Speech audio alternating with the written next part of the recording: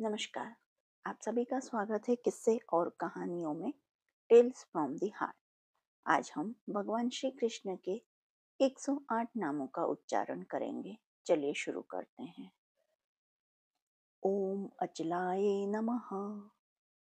ओम अच्युताय नमः। ओम अद्युताय नमः।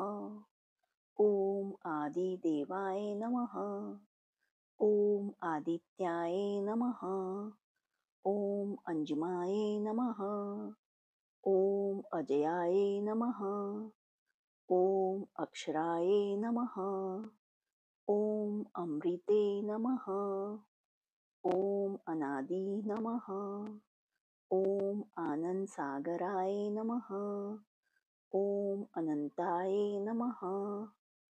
ओम अनंत जीताय नमः। ओम अनयाय नमः। ओम अनिरुद्धाय नमः। ओम अपराजिताय नमः। ओम अव्युक्ताय नमः। ओम बाल गोपालाय नमः। ओम बलिये नमः। ओम चतुर्भुजाय नमः। ओम दानवेंद्रोय नमः। ओम दयालुआय नमः। ओम दयानिधिये नमः। ओम देवाधिदेवाय नमः। ओम देवकी नंदनाय नमः। ओम देवेशाय नमः। ओम धर्माध्यक्षाय नमः। ओम द्वारकाधीशाय नमः। ओम गोपालाय नमः। ओम गोपाल प्रियाय नमः।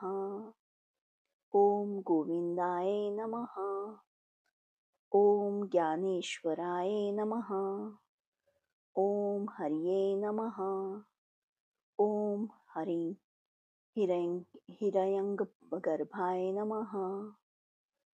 ओम ऋषिकेशाय नमः। ओम जगद्गुरुआय नमः। ओम जगदीशाय नमः। ओम जगन्नाथाय नमः।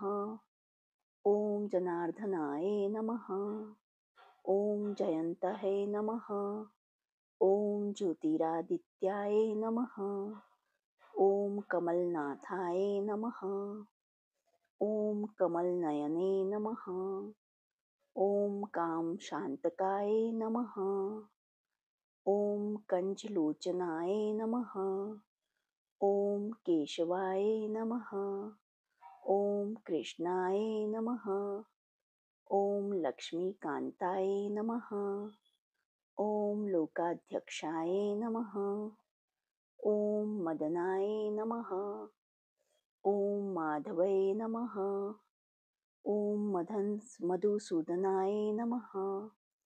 ओम महेंद्राय नमः। ओम मनमोहनाय नमः। ओम मनोहराय नमः। ओम मयूराय नमः। ओम मोहनाय नमः। ओम मुरलियाय नमः। ओम मुरलीधराय नमः। ओम मुरली मनोहराय नमः। ओम नंदोपालाय नमः। ओम नारायणाय नमः। ओम निरंजनाय नमः। ओम निर्गुणे नमः। ओम पद्महस्ताय नमः। ओम पद्मनाभाय नमः। ओम परब्रह्मणे नमः। ओम परमात्मानाय नमः। ओम परम पुरुषाय नमः। ओम पार्थसारथिये नमः। ओम प्रजापतिये नमः। ओम पुण्याय नमः। ओम पुरुषोत्तमाय नमः। ओम रविलोचनाय नमः। ओम सहस्राकाशाय नमः। ओम सहस्रजीताय नमः। ओम सहस्रपादाय नमः। ओम साक्षिये नमः। ओम सनातनाय नमः। ओम सर्वजनाय नमः। ओम सर्वपालकाय नमः। ओम सर्वेश्वराय नमः। ॐ सत्यवचनाय नमः। ॐ सत्यवताय नमः। ॐ शान्तहाय नमः। ॐ श्रेष्ठाय नमः। ॐ श्रीकान्ताय नमः। ॐ श्रीश्यामाय नमः। ॐ श्रीश्यामसुन्दराय नमः। ॐ सुमेधाय नमः। ॐ शूर्मिषेमाय नमः। ॐ स्वर्गपतये नमः। ॐ त्रिविक्रमाय नमः। ॐ उपेन्द्राय नमः। ॐ वैकुण्ठनाथाय नमः। ॐ वर्धमानाय नमः। ॐ वासुदेवाय नमः।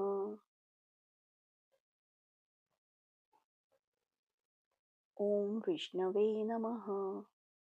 ॐ विश्वदक्षिणाय नमः। ॐ विश्वकर्माय नमः। ॐ विश्वमूर्तये नमः। ॐ विश्वरूपाय नमः। ॐ विश्वात्मानाय नमः। ॐ वृषपर्वये नमः। ॐ यद्वेन्द्राय नमः। ॐ योगियाय नमः। ॐ योगान्पतये नमः। इति श्री कृष्णाय 108 नाम समाप्त। जो आपको ये 108 नाम पसंद आए हों तो please like share and subscribe.